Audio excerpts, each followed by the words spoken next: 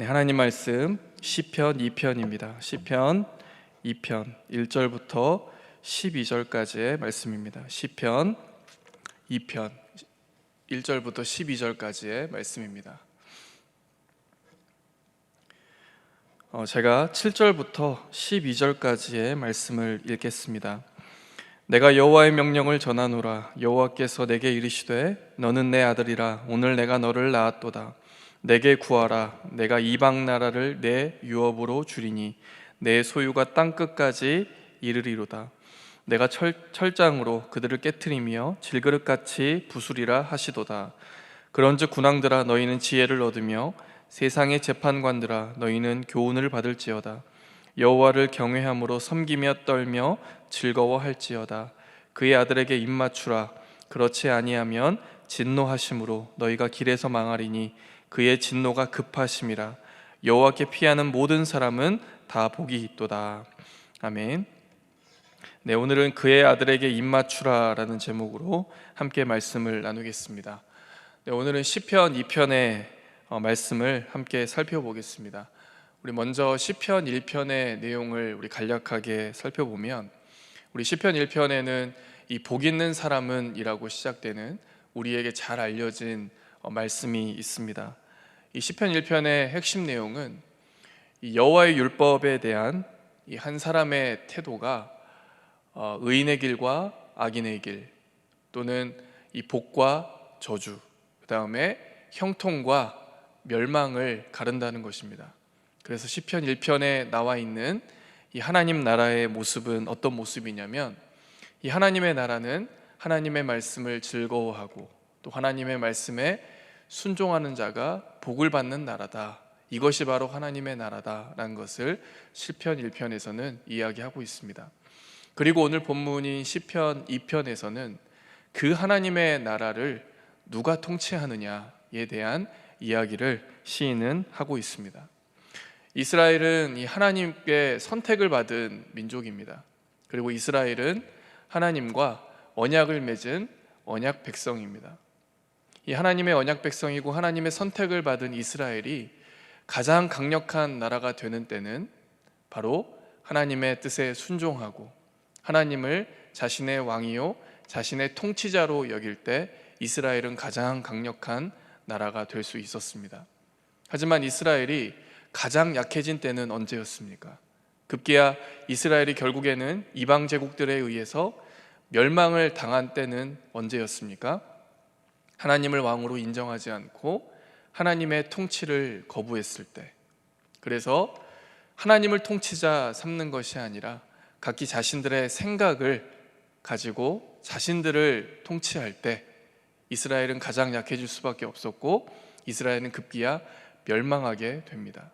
그래서 사사기 말씀에 보면은 사사기를 하나의 구절로 표현을 한다면 이 구절이 아니겠습니까? 그때 이스라엘에 왕이 없으므로 사람들이 각기 자기 소견에 옳은 대로 행하였더라. 그러니까 여기서 이스라엘이 왕이 없었다, 사사기 시대에 이스라엘의 왕이 없었다는 이야기는 진짜로 이스라엘의 왕이 없었다는 말이 아니라 그들의 왕이신 하나님을 왕으로 인정하지 않았다라는 뜻입니다.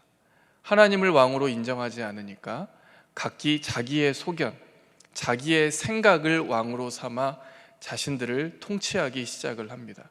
그때마다 이스라엘은 가장 약해질 수밖에 없었고 결국에는 이스라엘은 멸망을 하게 됩니다. 하지만 이스라엘이 약해졌을 때 하나님께 구원을 요청합니다.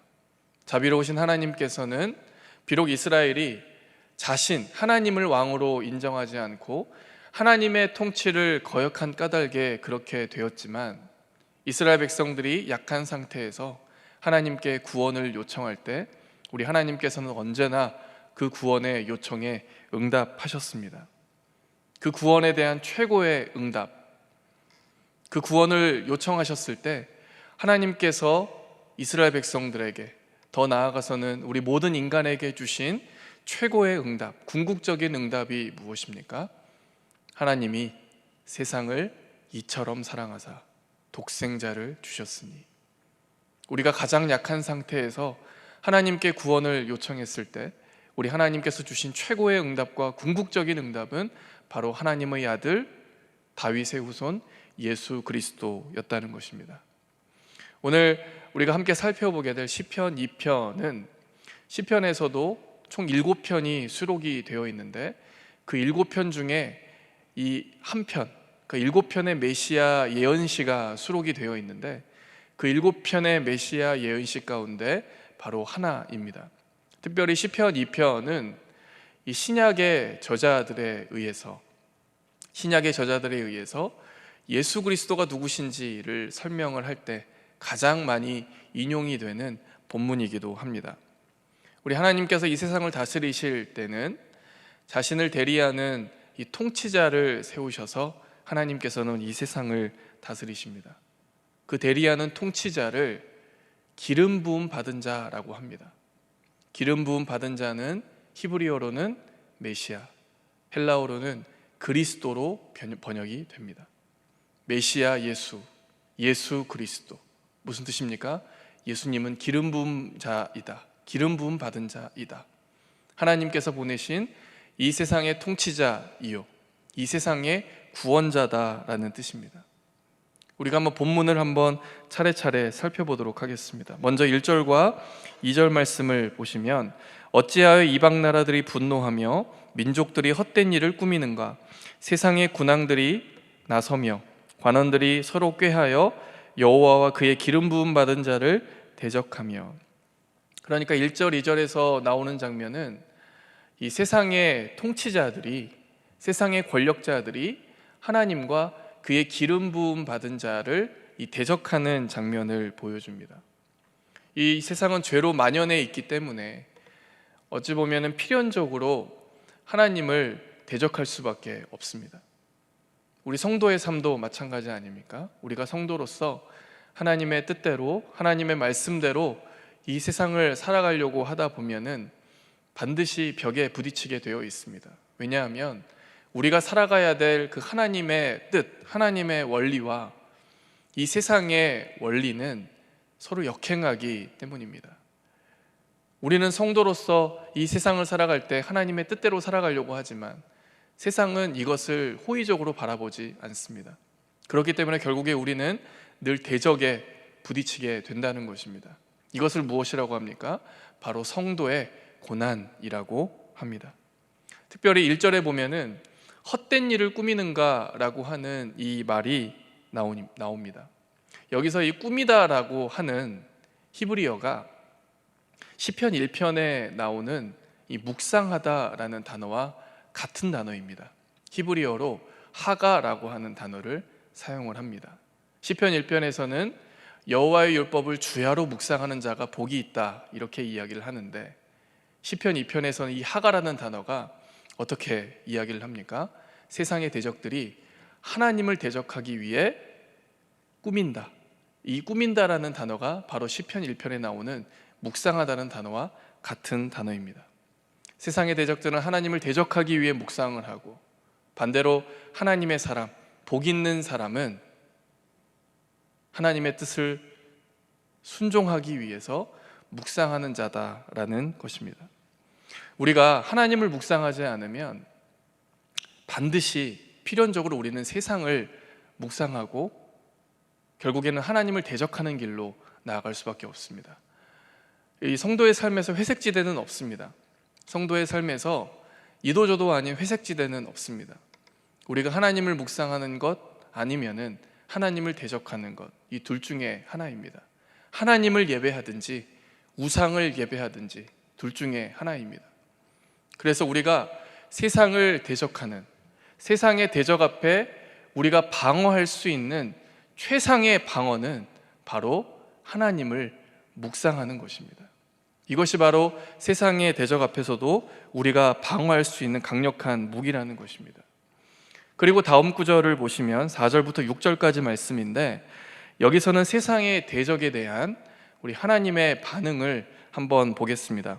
4절부터 6절입니다. 하늘에 계신 이가 웃으시며 주께서 그들을 비웃으시리로다. 그때 분을 바라며 진노하사 그들을 놀라게 하여 이르시기를 내가 나의 왕을 내 거룩한 산 시온에 세웠다 하시리로다. 그러니까 아무리 세상이 하나님을 대적한다고 할지라도 하나님의 반응이 무엇입니까? 주께서 그들을 비웃으신다. 왜 그렇습니까? 세상의 강함보다 하나님의 약함이 더 강하고 세상의 높음보다 하나님의 낮음이 더 높기 때문입니다. 이사야의 고백이죠. 그렇기 때문에 하나님은 세상이 하나님을 대적한다 할지라도 가소롭게 여기신다는 것입니다.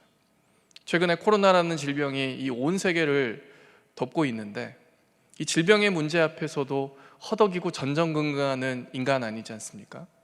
이러한 인간이 하나님이 있냐 없냐 이렇게 하나님을 대적하는 것이 이 창조주이시고 이 세상의 주관자이신 하나님의 입장에서는 얼마나 가소롭겠습니까? 질병의 문제 앞에서도 허덕이고 전전긍긍하는 인간이 이 세상의 창조주이시고 주관자이신 하나님을 대적하는 것, 이것은 하나님의 입장에서 가소로운 일이라는 것입니다. 하나님께서는 먼저 세상의 대적에 비웃으십니다. 그리고 그 다음 뭐라고 하십니까? 세상의 대적에 분을 발하시고 진노하십니다. 하나님께서는 이 세상의 대적 앞에 분을 발하시고 진노하시는데 어떠한 방식으로 진노하십니까? 바로 하나님께서 친히 세운 왕을 통하여서 이 세상의 많은 통치자들과 왕들을 두렵게 한다는 것입니다. 7절 이하에 보면은 그 하나님께서 세운 왕에 대한 이야기가 나옵니다. 7절을 한번 보시면 내가 여호와의 명령을 전하노라 여호와께서 내게 이르시되 너는 내 아들이라 오늘 내가 너를 낳았도다. 그러니까 하나님께서는 이 왕을 뭐라고 부르십니까? 내 아들이라. 그리고 내가 이 아들을 내가 낳았다 이렇게 말씀을 하십니다. 역사적으로 본다면 이 왕은, 이 아들은 다윗과 그의 후손 왕들입니다. 하지만 궁극적으로 이 말씀이 어떻게 성취가 되냐면은 바로 다윗의 후손이요 하나님의 아들이신 예수 그리스도가 이 땅에 오심으로 이 말씀이 성취가 됩니다. 그래서 이 시편 2편이야말로 신약의 저자들이 예수 그리스도를 설명할 때 가장 많이 인용하는 시편이기도 합니다. 그리고 8절과 9절 말씀을 보면은 이 아들에게 하나님께서 어떤 권한을 주셨는지에 대한 이야기를 합니다. 8절과 9절 말씀입니다. 내게 구하라 내가 이방 나라를 내 유업으로 주리니 내 소유가 땅 끝까지 이르리로다. 내가 철장으로 그들을 깨트리며 질그릇같이 부수리라 하시도다. 그러니까 하나님께서 이 아들 바로 메시아이신 예수 그리스도의 이 권한이 이방 나라 땅 끝까지 즉 온 세계까지 미치게 될 것임을 말씀하십니다. 8절에 보시면 철장으로 그들을 깨트리고 질그릇같이 부술 것이다 라는 이 표현이 의미하는 바가 무엇이냐면 그 어떤 세상의 권력도 예수님께 대적할 수 있는 권한이 없다. 온 세계가 아무도 대적할 수 없는 권한이 우리 예수 그리스도 그 아들에게 주어졌다라는 뜻입니다. 우리 예수님께서 이 절대적인 권한을 어떻게 사용하셨습니까? 세상의 그 어떤 힘과 그 어떤 능력보다 더 강력한 사랑과 자비, 십자가의 능력과 십자가의 희생으로 이 절대적인 권한을 사용하셨습니다. 그래서 사망의 권세, 사단의 권세를 질그릇같이 파괴하셨습니다. 그래서 이 말씀이 결국에는 예수 그리스도의 승리로 성취되었다는 것을 우리는 알 수 있습니다. 이것이 바로 세상의 대적 앞에 하나님께서 비웃으시는 이유이고 세상의 대적 앞에 하나님께서 분을 발하고 진노하시는 방식, 바로 당신의 절대적인 권한을 가진 한 왕 예수 그리스도를 이 땅 가운데 보내셔서 세상을 심판하시는 일이었습니다. 그렇다면 이 세상은, 그리고 이 땅을 살아가고 있는 우리는 이 절대적인 권한을 가진 예수 그리스도 앞에 어떠한 태도를 가져야 합니까? 그것이 바로 10절부터 12절까지의 내용입니다. 10절을 보시면 그런즉 군왕들아 너희는 지혜를 얻으며 세상의 재판관들아 너희는 교훈을 받을지어다. 이 하나님 앞에서 오만하고 대적했던 자들이 이제는 어떠한 태도를 가져야 합니까? 이 아들의 지혜와 가르침을 받으라는 것입니다. 하나님과 그의 아들을 대적하기 위해 묵상하지 말고 시편 1편에 나와 있는 약속대로 하나님의 율법을 주야로 묵상하는, 하나님의 지혜와 가르침을 주야로 묵상하는 복 있는 사람이 되라는 것입니다.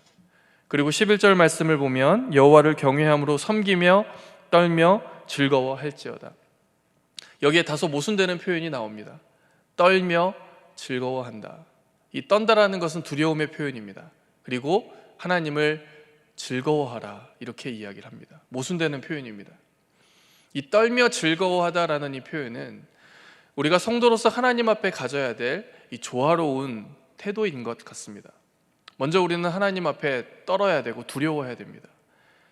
하나님을 대적하고 하나님의 길이 아닌 곳으로 우리가 향한다면 반드시 그 끝은 멸망이다, 하나님의 심판이다라는 것을 알고 우리는 먼저 하나님을 두려워해야 됩니다. 그리고 동시에 우리는 하나님을 즐거워해야 됩니다. 하나님의 뜻에 순종하고 하나님의 길을 걷는 것이 인간으로서 가질 수 있는 가장 우월한 즐거움이라는 것을 우리는 알아야 한다는 것입니다. 그리고 12절에 무엇이라고 이야기합니까? 그의 아들에게 입맞추라. 그러니까 하나님이 세우시고 하나님의 절대적인 권한을 가지신 이 아들에게 순복하라, 예를 갖추라, 이런 이야기입니다. 만약에 그렇지 않는다면 하나님의 급한 진노로 말미암아 망하게 될 것이다. 바로 하나님의 길을 걷지 않는 자, 하나님을 대적하는 자는 반드시 망하게 된다라는 사실을 알고 그의 아들 앞에 입을 맞추라, 순복하라, 엎드리라, 이렇게 이야기를 합니다. 그리고 오늘 마지막 말씀입니다. 오늘 마지막 말씀은 무서운 경고의 말씀으로 마치지 않고 하나의 약속으로 이 말씀이 마칩니다. 12절 마지막 부분을 보시면 여호와께 피하는 모든 사람은 복이 있도다. 여호와께 피하는 것은 하나님의 도움과 보호를 받는 것입니다. 하나님께 피하고 인간이 누릴 수 있는 가장 최고의 행복은 우리가 하나님께 피할 수 있다는 것, 하나님께 도움과 하나님께 필요를 구할 때 반드시 시의적절하게 채우시는 분이라는 것, 이 하나님께 피하는 길이 인간으로서 가질 수 있는 가장 최고의 행복이라는 것입니다. 우리 사랑하는 성도 여러분, 아무리 세상이 강해 보여도 하나님과 그의 아들 예수 그리스도의 약함보다도 더 약합니다. 아무리 세상이 높아 보여도 하나님의 낮음보다 훨씬 더 낮습니다. 그래서 아무리 다급한 상황 가운데서도 세상을 의지하지 않고 하나님을 의지하는 것이 가장 확실한 복의 길이라는 것입니다. 아무리 다급한 상황이라 할지라도 세상을 따르지 않고 하나님의 주권을 의지하는 것이 삶의 지혜이고 가장 큰 행복일 것입니다.